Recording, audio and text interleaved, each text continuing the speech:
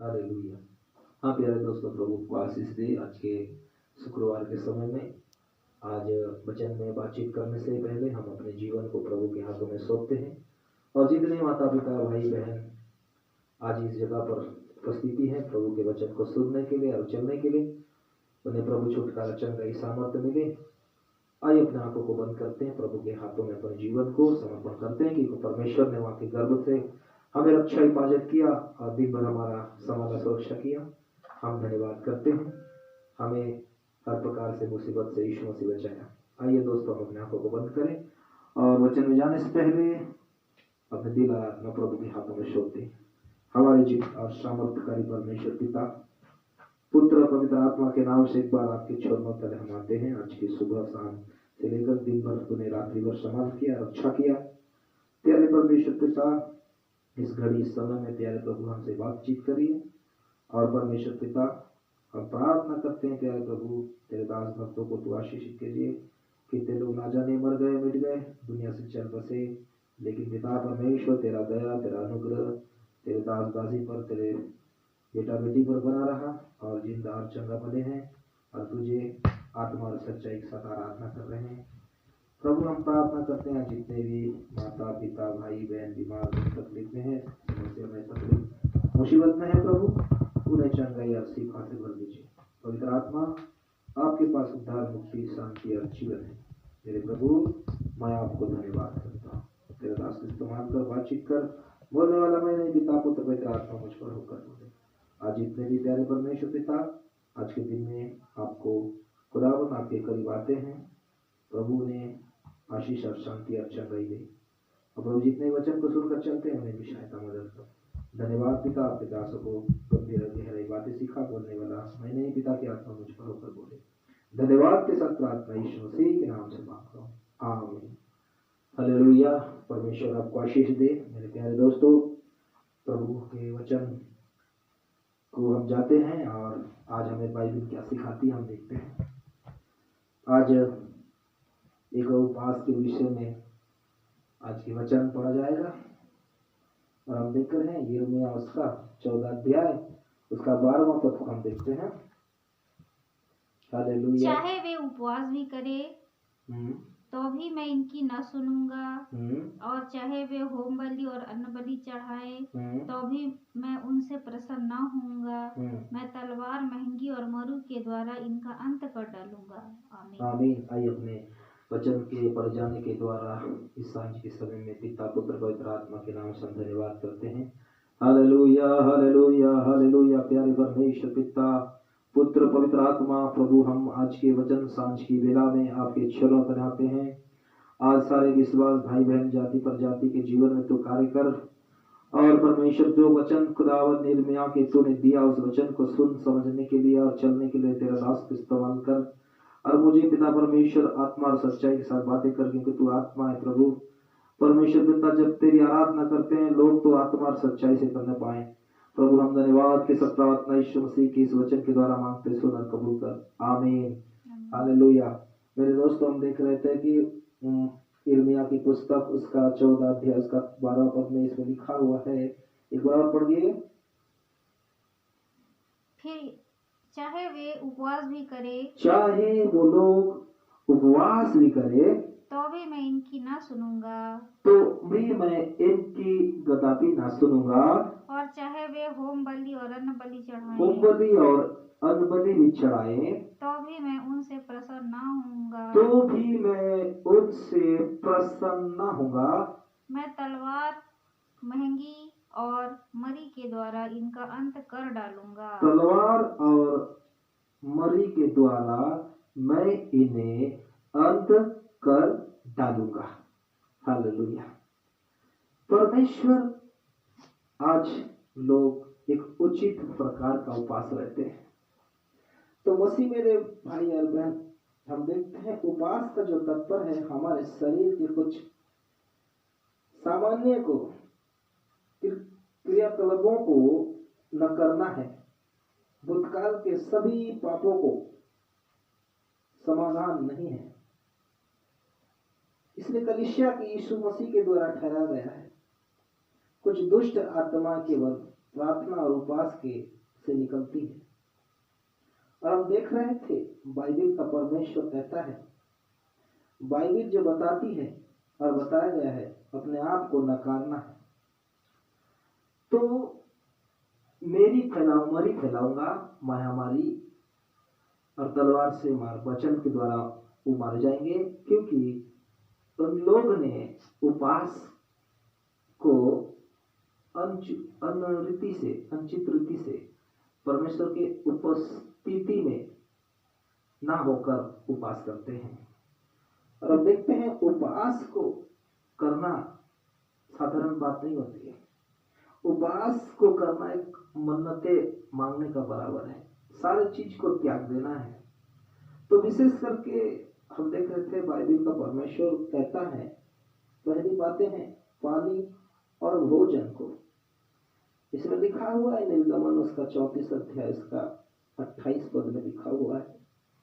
Bible बताया गया है, बाइबिल में अपने आप को नकारना का मतलब होता है पानी और भोजन को। पानी और भोजन को जब यीशु मसीह 40 दिन और 40 रात निरंतर उपवास रहा, आज ऐसा उपवास कोई नहीं रह पाते हैं, पानी पीना ही पड़ता है। हम मनुष्य जाति हैं, बिना पानी के तो मछली रहना मुश्किल हो जाता है। जीवन उसका पानी हाथ लगा तो डर जाती है, बाहर निकल तो मर जाती है, कई साल हो गया है। तो वास्तव में हम देखते हैं कुछ देर कि निरंतर जब हम इस उपवास को अपने जीवन में लेते हैं तो बाइबिल पर परमेश्वर कहता है, बाइबिल में लिखा हुआ है, बताया गया है कि अपने आप को नकारना, पानी और भोजन को, और कुछ विशेष भोजन हम देख रहे हैं। उपवास साधारण चीज नहीं होता, नकारना है घमंड को, लड़ाई को, झगड़ा को, गलत सोच, गलत विचार, गलत भावना, गलत चाल चलन, लड़ाई करना, झगड़ा करना, किसी को दुख देना, किसी को ऐसे बातें बोलना, ना किसी को दिल में चोट लगना, ये उपवास के समय नहीं, उसका उपवास पूरा नहीं हो सकता। ये उपवास जो है करने के लिए ये सारी चीज को नकारना पड़ेगा। अपने जीवन को सबसे पहले शुद्ध रखना पड़ेगा, पवित्र रखना पड़ेगा। प्रभु यीशु मसीह 40 दिन और 40 रात उपवास रहा मेरे दोस्त।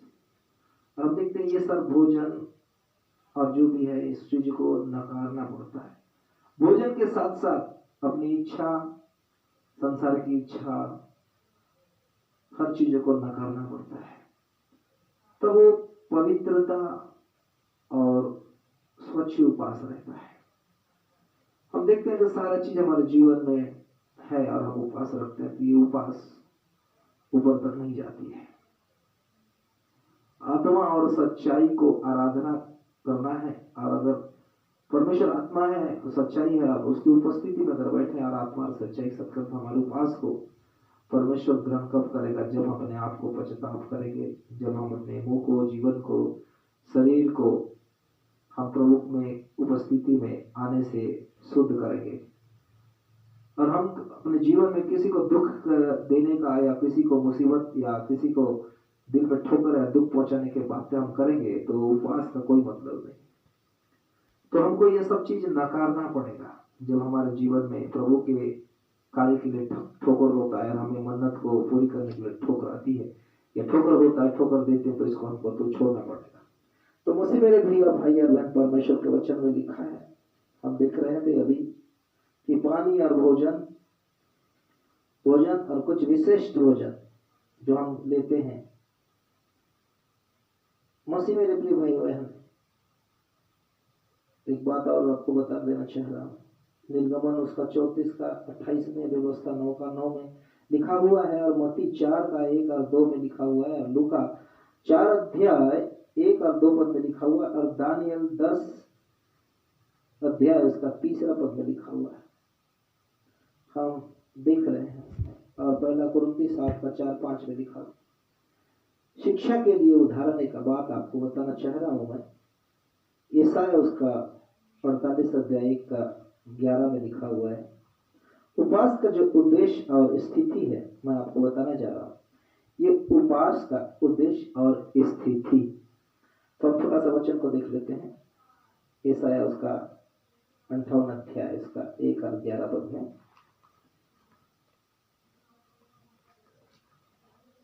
शिक्षा के लिए उदाहरण। गला खोल कर पुकार, हाँ, कुछ ना रख छोड़, नरसिंगे का सा शब्द ऊंचा कर, मेरी प्रजा को उसका अपराध और याकूब के घराने को उसका पाप जता दे। हालेलुया। एक शिक्षा के लिए उदाहरण है ये। तो हम देख रहे थे इसमें उपवास का जो उद्देश्य और स्थिति हम देख रहे थे, उसी का ही 3 पद में हम देखेंगे। 3 पद में उसी का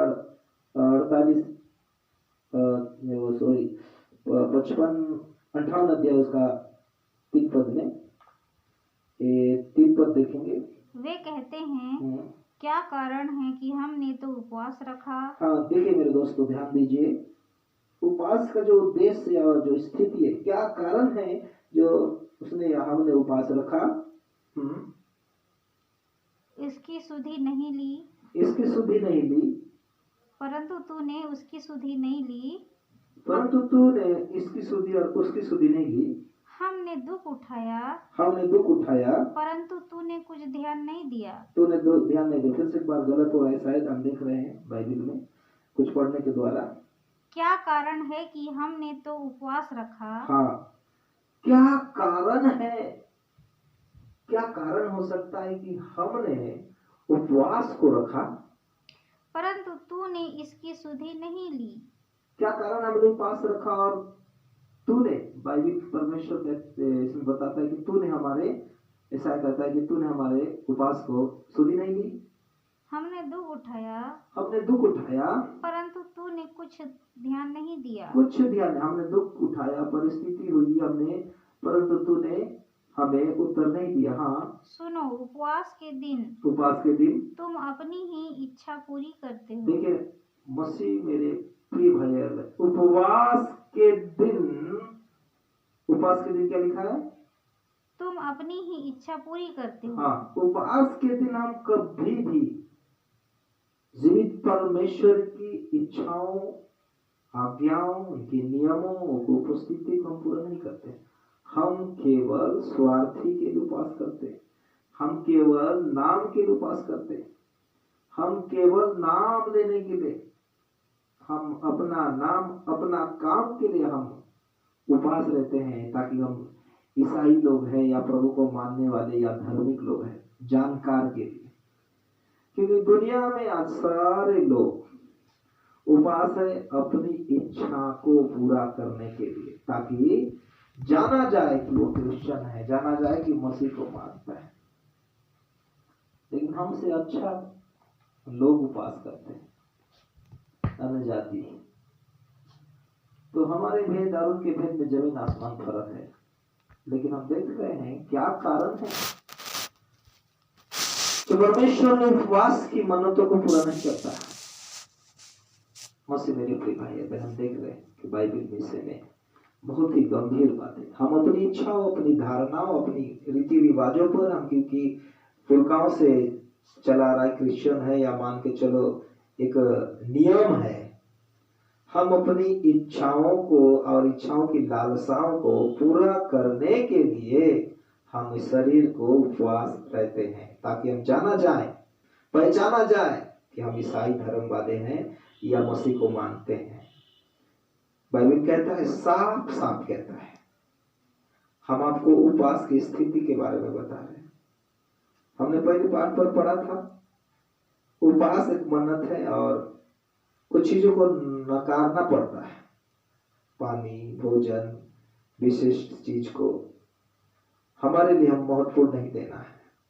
अगर हम उपवास हैं तो प्रभु के उपस्थिति में रहकर प्रभु को महत्वपूर्ण देना है। और हम इसलिए जाना जा रहे हैं कि उपवास है कि हम अपनी इच्छाओं को और अपने लालसाओं, अपने जरूरतों को पूरा करने, यानी स्वार्थी उपवास, यानी कि स्वार्थी उपवास। तो उसी पद को हम एक बार और देखते हैं, पढ़िए क्या कारण है। ये कहते हैं क्या कारण है कि हमने तो उपवास रखा, परंतु तूने इसकी सुधि नहीं ली। ना ली। हमने दुख उठाया, परंतु तूने कुछ ध्यान नहीं दिया। तूने कुछ ध्यान नहीं दिया। आज हम प्रभु को कैसे कह रहे हैं।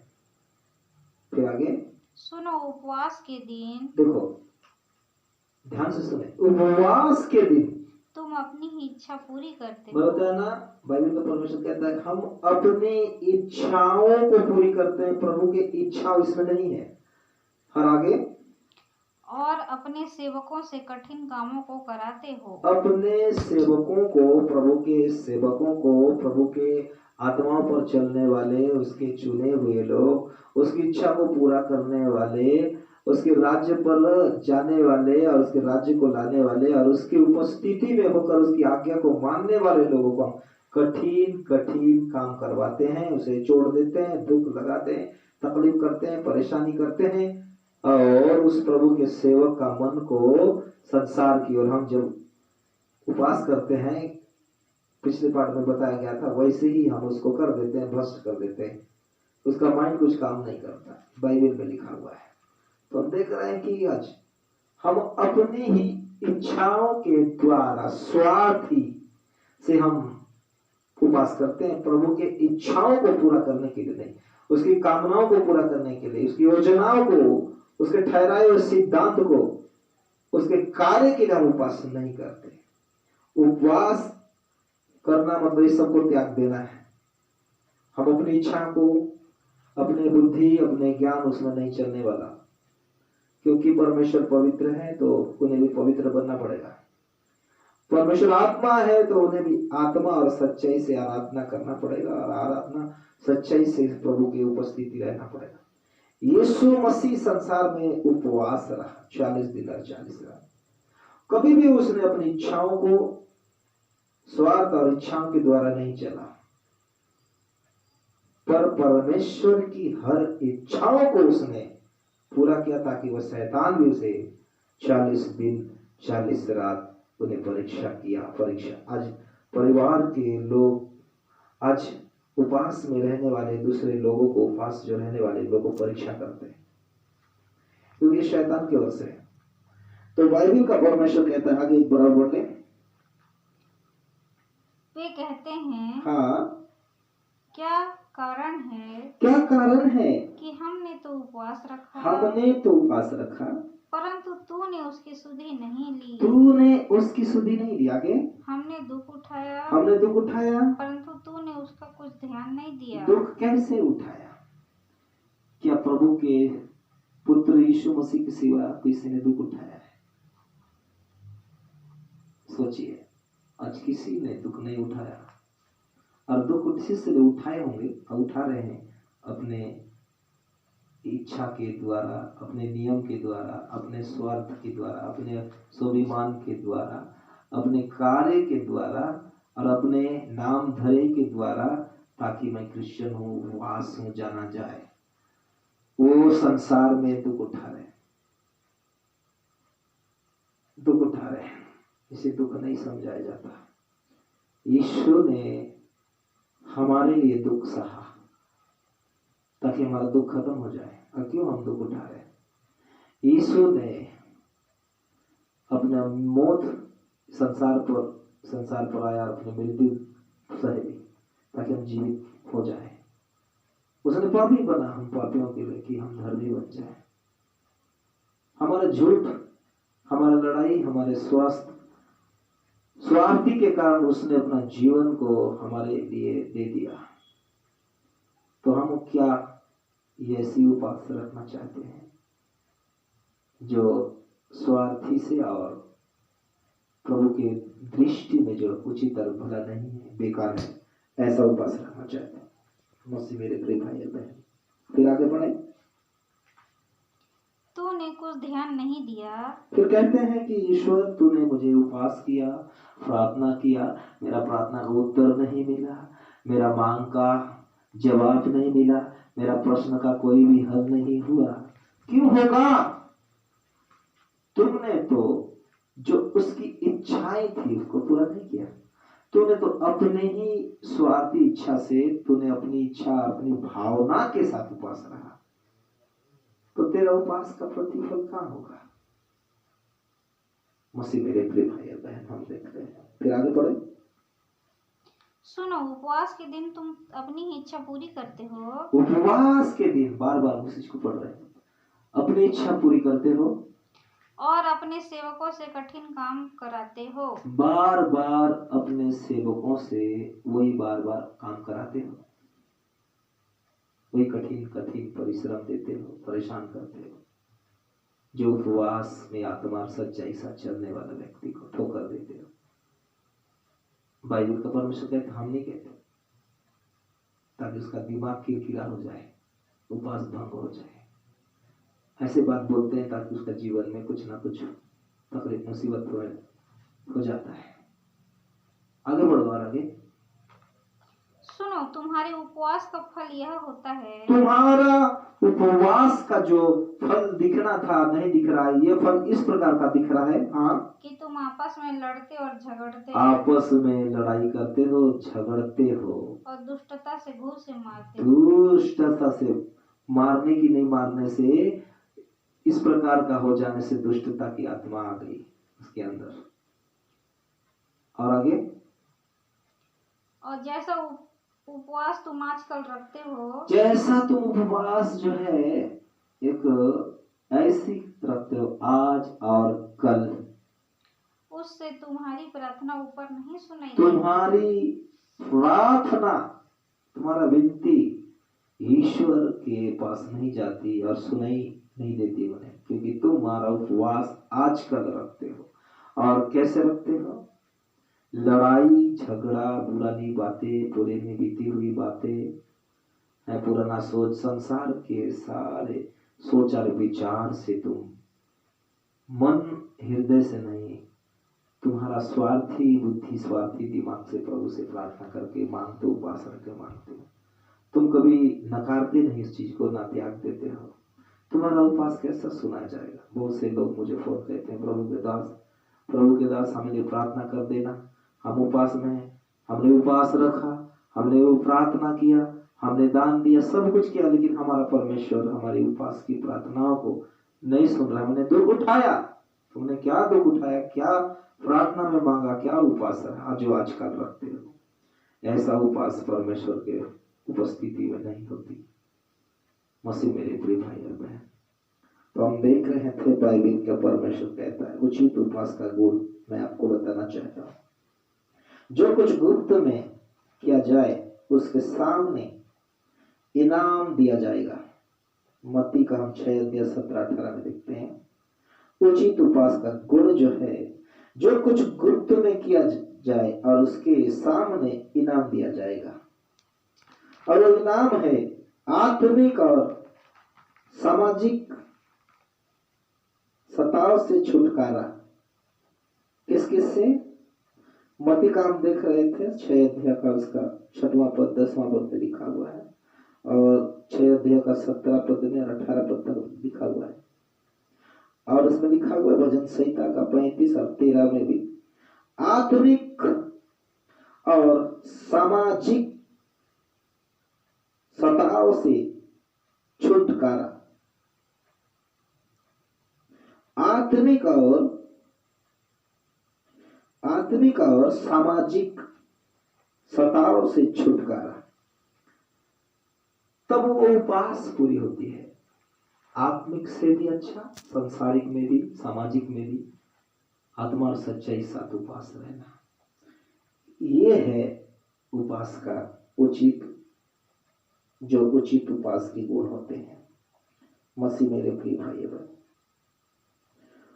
उचित उपवास के प्रमाण आपको बताना जा रहा हूं। बाइबल का परमेश्वर कहता है, हम देखते हैं उसी का ही, अगर हम पढ़ते जाएं तो उसमें पूरा लिखा हुआ है।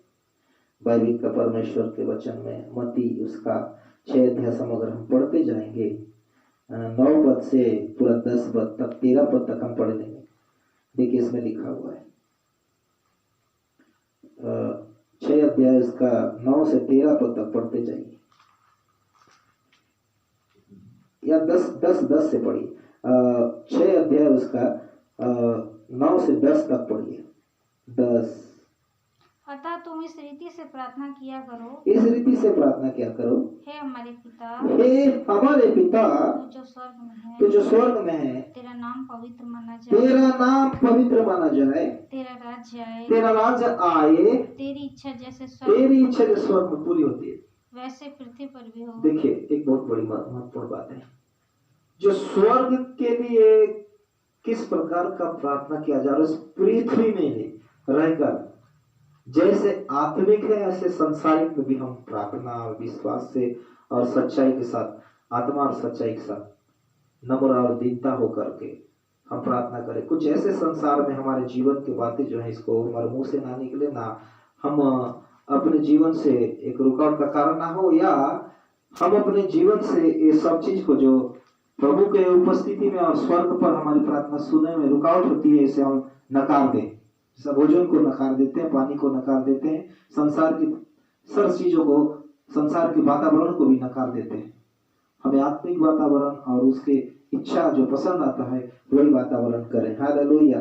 बस मसीह मेरे प्रिय भाई बहन, एक बात और आपसे बोलना चाहता हूं।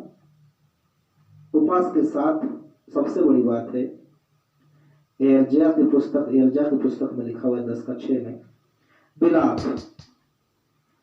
विलाप करना, पापों को अंगीकार करना है, परमेश्वर से विनती करते रहना है और उसको विनती और प्रार्थना और विलाप करते जाना है, मन पश्चाताप करते जाना है। मन का परिवर्तन जरूरी, पश्चाताप के साथ प्रार्थना करना जरूरी है।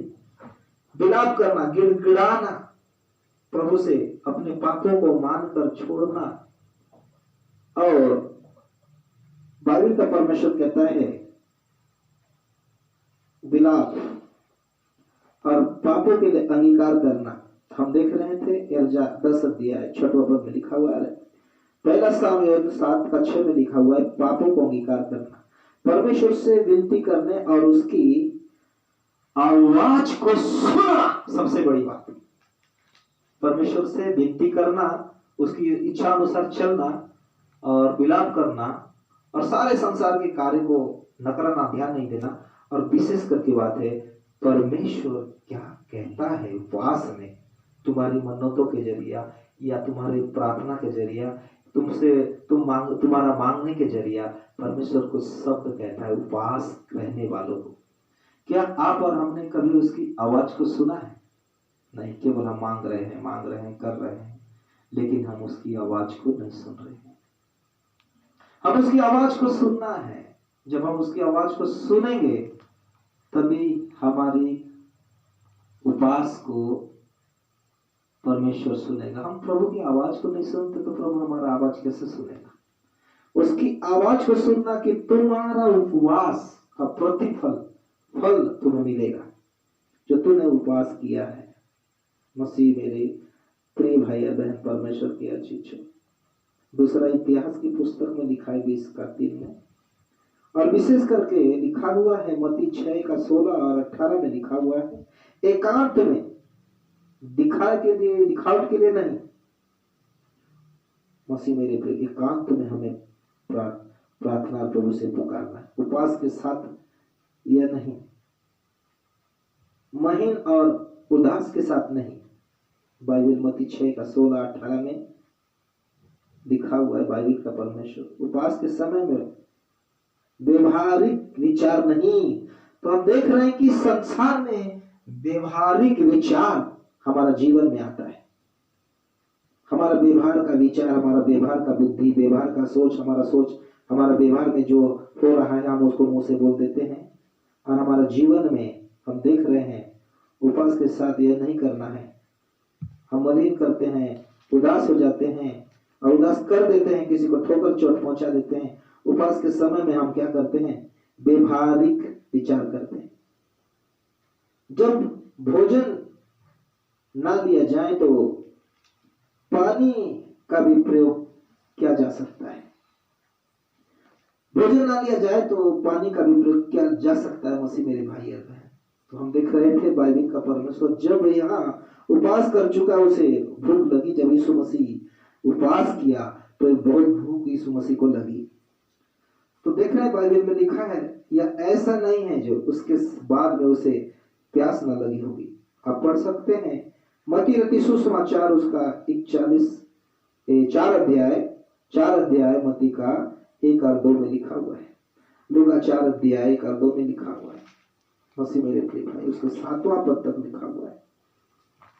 हम देख रहे थे, एक बार पढ़ देंगे।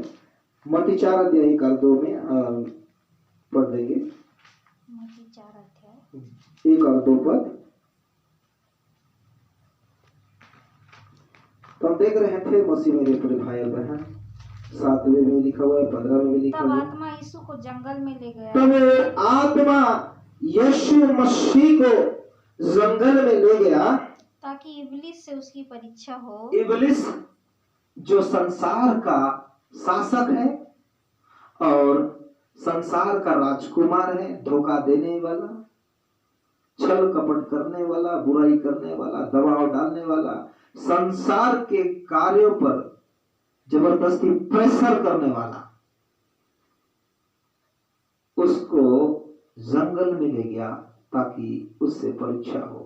और उसने कहा, क्या कहा? हम बाइबल देखते पढ़ते हैं।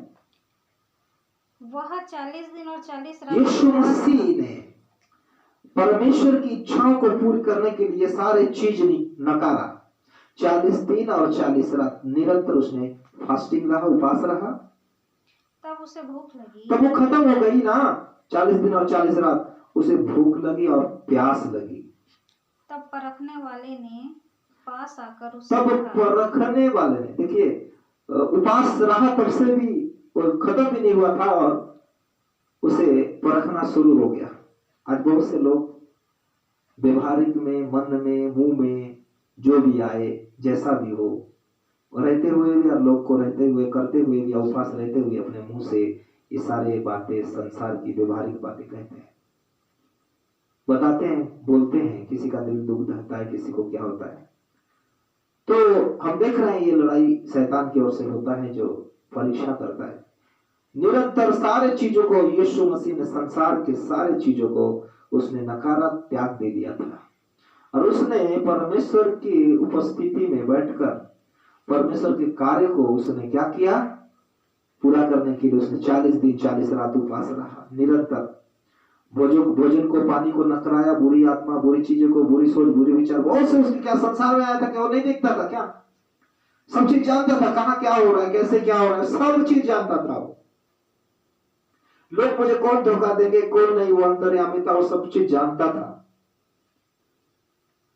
तो हम देख रहे हैं कि हम पढ़ते हैं बाइबल, तो हमें भी जानकारी है, हम पढ़ रहे हैं, प्रभु के दास दासी हैं, प्रभु के विश्वासी हैं, परमेश्वर के हम संतान हैं, हम सब जानते हैं। जानते हुए भी हम गलत काम करते हैं, प्रभु के विरोध करते हैं, प्रभु का सामना करते हैं। जानते हुए भी संसार के हाकिम के पास चला जाते हैं ताकि वो मुख हमारे मुख में डालकर बोलता है या हमें कान में सुना देता है कि तू ऐसा कर, ऐसा कोई। मसीह मेरे प्रिय भाई और बहन, हम देख रहे हैं संसार में प्रभु की इच्छाओं को विरोध और सामना करते हैं। आज आप क्या समझते हैं कि प्राकृतिक ये सारे संसार, सृष्टि को परमेश्वर ने बनाया, ये सारे सृष्टि को परमेश्वर ने बनाया, क्या परमेश्वर खुश है? बहुत निराश और दुख में है। क्यों?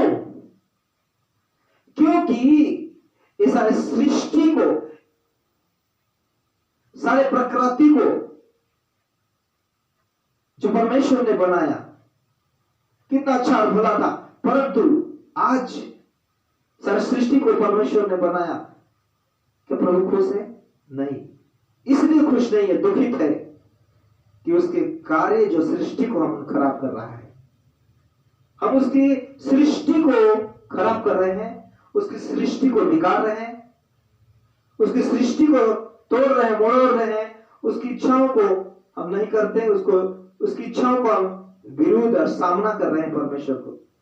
अब क्या सोचते हैं? सारे संसार में, कोरोना में, दुनिया में, सारे बीमार में, मृत्यु में सारे लोग मर रहे हैं, सारी सृष्टि टूट फूट हो रही है, छिन्न भिन्न हो रही है, पाप के करतूत के कारण। परमेश्वर के सारी सृष्टि को हम लोग ने ही बेकार कर दिया है, उसकी सृष्टि को बिगाड़ दे रहे हैं। क्या खुश है? क्या प्रसन्न होगा? क्या आनंद होगा मेरे खुदा? क्या हम यहाँ बेटे में गले लगाऊंगा बोलेगा क्या? मैं आपकी प्रार्थना को सुनूंगा, आप मेरे बेटा प्रार्थना करते रहते हैं? नहीं, क्योंकि उसकी सृष्टि को हमने बिगाड़ डाला है। आज परमेश्वर खुश नहीं है, शांति नहीं है, दुख और में प्रभु हमें अपने जीवन में अब बहुत प्रभु को हमने दुख दिया है और प्रभु के सृष्टि को हमने विरोध और सामना किया है उसके कार्य को। तो बाइबल में पढ़ लीजिए क्या लिखा है इसमें, 40 दिन और 40 रात निरंतर उपवास रहा और शैतान जंगल में ले जाके परीक्षा किया ताकि वो दिखाया, वही चीज दिखाया जो आप हम परमेश्वर ने सृष्टि किया, उसके पुत्र को दिखा रहा है शैतान ने। और क्या कहा, देखिए हम आगे पढ़ते हैं, पढ़िए। यदि तू परमेश्वर का पुत्र है, यदि तू परमेश्वर का पुत्र है तो कह दे कि ये पत्थर क्या हो जाए, रोटियां हो जाए।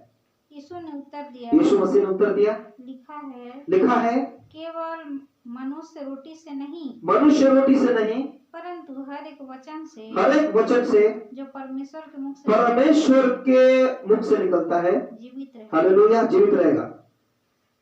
वैसे मेरे प्रिय भाई और बहन, आज हम परमेश्वर के कार्य और परमेश्वर की उपस्थिति को सामना कर रहे हैं और परमेश्वर की इच्छाओं का विरोध कर रहे हैं और इसकी सृष्टि को बिगाड़ कर रख दिए हैं। हम नहीं मरेंगे तो कौन मरेगा? दुनिया नहीं मरेगा तो क्या हो? क्या दुनिया नहीं मरेगा? दुनिया नहीं मरेगा तो कौन मरेगा? फिर वही काम कर रहे हैं जो शैतान ने जंगल में ले जाकर उसको परीक्षा लिया और कहा पत्थर को, जिस परमेश्वर ने इस धरती और दुनिया को बनाया, प्रकृति को बनाया, उसको क्या बोलता है? रोटी को। तो क्या बना दे? रोटी बना दे पत्थर को। जिस परमेश्वर ने प्रकृति को बनाया, दुनिया को सृष्टि किया, उसी परमेश्वर के हम सामना कर रहे हैं। उसके जो सुंदरता है, उसके जो कार्य है, उसके जो बनाया गया, उसे हम सामना करके उसको हम क्या कर रहे हैं? बिगाड़ डाल रहे हैं मनुष्य जाति।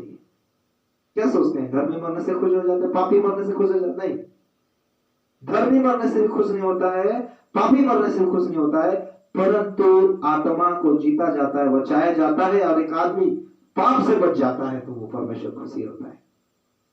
परमेश्वर ने सृष्टि आप और हमारे लिए दिया था ताकि उसमें रहकर भलाई और अच्छा उचित का काम करे, लेकिन हमने उसकी सृष्टि को बिगाड़ डाला है। इसीलिए हमारी प्रार्थना नहीं सुना जाता, क्योंकि उसी काम कर रहे हैं जो शुक्रवार के समय में हम देख रहे हैं कि शैतान जंगल में ले जाकर के उसकी सृष्टि को जो ईश्वर ने बनाया उसी को हम क्या कर रहे हैं? सामना और विरोध कर रहे हैं। आगे बढ़े, हम लोग क्या लिखा है बाइबल में? आगे लिखा हुआ है, यीशु ने उत्तर दिया, लिखा है मनुष्य केवल रोटी ही से नहीं, हर एक वचन से जो परमेश्वर के मुख से निकलता है जीवित रहेगा। हालेलुया। बड़ा मुंह तोड़ जवाब दे दिया, उससे भयानक जवाब दे दिया।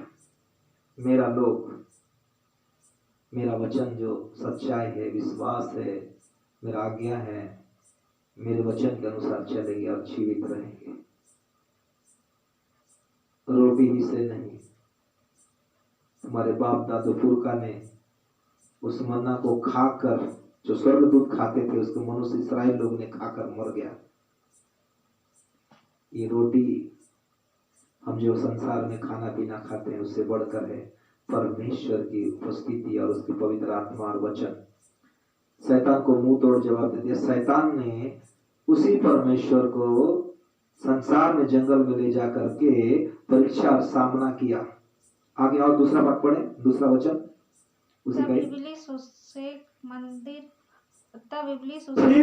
इब्लीस शैतान ने और उस मंदिर और कगार पर, उस जगह पर ऊपर में खड़ा कर दिया और मंदिर के कबूरे पर खड़ा कर दिया और उससे कहा यदि तू परमेश्वर का पुत्र है तो अपने आप को नीचे गिरा दे, नीचे आत्महत्या करके गिरा दे, क्योंकि लिखा है बाइबल में, वह तेरे विषय में अपने स्वर्गदूतों को आज्ञा देगा और वे तुझे हाथों ही हाथ उठा लेगा। कहीं ऐसा ना हो तेरे पाँव में पत्थर सा ठेस लगे तेरे पाँव में। हालेलुया। तो आज उसका कार्य की उपस्थिति को परमेश्वर का भंग कर रहा है। आज लोग भी आज क्या करते हैं, उपास रह करके भंग करते हैं। मनुष्य के जीवन में संसारिक माया, संसारिक कार्य दिखाई देने लगता है, सुनाई देने लगता है। आज मनुष्य के अंदर आकर शैतान परमेश्वर का विरोध और सामना कर रहा है, यानी कि मनुष्य को अपना ढांचा में बना दिया, रख दिया। जिस तरह एक ढांचा बनाते हैं ईंट बनाने के लिए, और जब ईंट बना लेते हैं तो अगर ढांचा बना लेते हैं तो ईंट बनाने के लिए मट्टी को डालते हैं सीधा करने। इसी प्रकार मनुष्य एक ढांचा के अंदर उसके वातावरण आ जाता है, उसके बातचीत आ जाता है। आज वैसे ही हम परमेश्वर के कार्य को शैतान के समान जंगल में ले जाके उसके वचन को, उसकी इच्छाओं को, उसके पुकार को, उसके कार्य को, जो पवित्र वचन है, हम उसका सामना और विरोध कर रहे। मरेंगे नहीं तो कौन मरेगा? इसीलिए संसार के लोग मर रहे हैं। मसीह मेरे प्रिय भाई और बहन, मनुष्यों के जीवन में ही ये धूर्त और शैतानी आत्माएं हैं।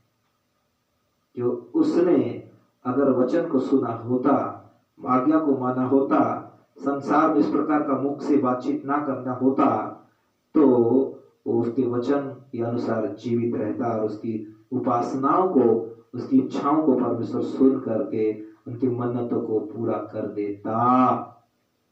आज हमारी मन्नतों को रोकने के लिए हमारे तर्क वितर्क की नाना प्रकार के मुख से गंदे और हृदय से बातें से निकलता है, तब हमारा परमेश्वर नहीं सुनता है, प्रार्थना दुआ नहीं सुनता है। इसलिए क्योंकि हम स्वार्थी विश्वास से लड़ाई झगड़ा होते हुए और शैतान के समान मानते और प्रार्थना करते हैं।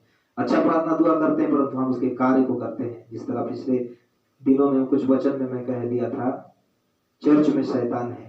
हम ईश्वर का नाम तो लेते हैं लेकिन काम शैतान का करते हैं, तो क्या वो मरेगा नहीं? क्या होगा? इसलिए मेरे भाई और बहन, परमेश्वर के वचन में लिखा हुआ है, ऐसा हमको होना नहीं चाहिए। हमें उसके साथ एक ही हो रहना चाहिए, उसकी उपस्थिति में रहना चाहिए, उसके दिन प्रतिदिन में हमें उसके योजनाओं को पूरा करना चाहिए, अधिक से भोजन छोड़ना चाहिए, अपना स्वार्थ को छोड़ देना चाहिए, हानिकारक है। और हम देखते हैं कि लंबे समय को पास प्रभु में अद्भुत सामर्थ्य पाने के लिए विशिष्ट प्रेरणा के अनुसार होना चाहिए। जब हम उसके लंबे समय से उसकी इच्छाओं को हम पूरा करते जाएंगे तो परमेश्वर हमारी विनतियों को सुनेगा। हमें सारा चीजों को नकराना पड़ेगा। इसलिए आप और हम देख रहे हैं कि आज की जो शिक्षा, आज की वचन है जो आप पर हमें दिया, हम ही लोग ही नाम तो प्रभु का लेते हैं, काम शैतान का करके उसकी प्रकृति को, उसकी सृष्टि को, उसके वचन को, पवित्र आत्मा की इच्छाओं को, प्रभु के कार्य को हमने बिगाड़ डाला है, रद्द कर दिया है। तब मरेंगे हम नहीं तो कौन मरेगा? दुनिया के लोग मरेंगे नहीं तो फिर कौन मरेगा? दुखित है परमेश्वर हमारे कार्य और हमारे काम के द्वारा। इसीलिए आज आप और हम उस काम को छोड़कर उसकी इच्छाओं के द्वारा पूरा करें और गुप्त से आराधना और स्तुति कर उसकी योजनाओं को हम पूरा करें। प्रभु ये वचन के द्वारा हम सबों को आशीष दे। आमीन। आइए अपनी आंखों को बंद करें। हमारे जीवित और सामर्थ्यकारी परमेश्वर पिता, आपने सुंदर संदेश हमारे बीच में दिया, हमको बोला, बातचीत, हमको बातें किया, दरदास को इस्तेमाल किया। प्रभु आज जितने लोग भी प्यारे परमेश्वर इस वचन को सुन रहे हैं, समझ रहे हैं, उन्हें चलने के लिए आशीषित कर, उनके मांग को पूरा कर। जिन्होंने प्यारे प्रभु गलत और उचित रीति से प्रार्थना करके शैतान की इच्छाओं को मनुष्य होकर शैतान की इच्छा को पूरा ना करें और सामना करें, नकारे सारे संसार की कार्य को। पवित्र आत्मा, हम आपको धन्यवाद करते हैं खुदावंत, जो वचन आपने हमें दिया है वो वचन को गहराई से समझकर सीखे चले, लोगों को बताए, अपने आप को प्यारे परमेश्वर दिखावट के लिए नहीं, जो चौकों में बड़े बाहरों में इधर उधर अपना उपास लेकर कहते बताए घूमते और काम करते हैं। जिस तरह शैतान ने, प्यारे परमेश्वर पिता, शैतान ने यीशु को दिखाना चाहा, अपना पुत्र है, ईश्वर का पुत्र है, तू कहते रोटी बन जाए पत्थर को, क्योंकि परमेश्वर ने कभी भी शैतान की इच्छा को पूरा ना किया, मुंह तोड़ जवाब दिया। लेकिन हमारे लोग आज खुदावंद पापी स्वभाव के कारण, प्यारे परमेश्वर पिता परीक्षा होने के कारण शैतान की आज्ञा को मानकर द्रोहित हो जा रहे हैं और उसकी सृष्टि, उसकी सारे प्रकृति को बिगाड़ते जा रहे हैं। परमेश्वर निराश हो गया है, इसलिए लोग मरते और बिगड़ते जा रहे हैं और नाश हो जा रहे हैं। हम ऐसे ना बने। तेरी इच्छा के द्वारा हम मन्नत मांगे तो मन्नत हमारा पूरा होने पाए। पवित्र आत्मा, हम आपको धन्यवाद करते हैं। जितने माता पिता भाई बहन प्यारे परमेश्वर तेरे वचन को सुन रहे हैं, देख रहे हैं प्यारे प्रभु, चाहे कोई भी धर्म, कोई भी जाति, कोई भी समस्या में क्यों ना हो, द नेम ऑफ जीसस सारे बीमारी यीशु के नाम से चंगे हो जाए, सारे तकलीफ मुसीबत दूर हो जाए, हर एक रोग जो शरीर में प्रभु के विरुद्ध आती है पाप के द्वारा वो दूर हो जाए, यीशु के नाम से दूर हो जाए। हर एक शुगर की बीमारी, हार्ट अटैक, दिल का दौरा, टीबी, कैंसर, ओ प्रभु नाना प्रकार की बीमारी जो शैतान की ओर से पाप के द्वारा आया है, यीशु मसीह के नाम से उस शरीर को छोड़कर चले जाए। The name of Jesus. प्रभु हम धन्यवाद करते हैं, हर एक लोगों के जीवन में शांति और आशीष दीजिए। ये प्रार्थना उद्धार करता यीशु के नाम से मांग लेते हैं, सुना कबूल कर। आमीन आमीन आमीन। प्रभु आपको आशीष दे, दया करे और अनुग्रह करे और वचन को जितने सुने हैं वो वचन के अनुसार चले और अपने आप को जागृत दे और जागृत करे और प्रभु की इच्छा के अनुसार, उसकी वचन के अनुसार चलने से जीवन मिलेगा। प्रभु आपको आशीष दे। आमीन।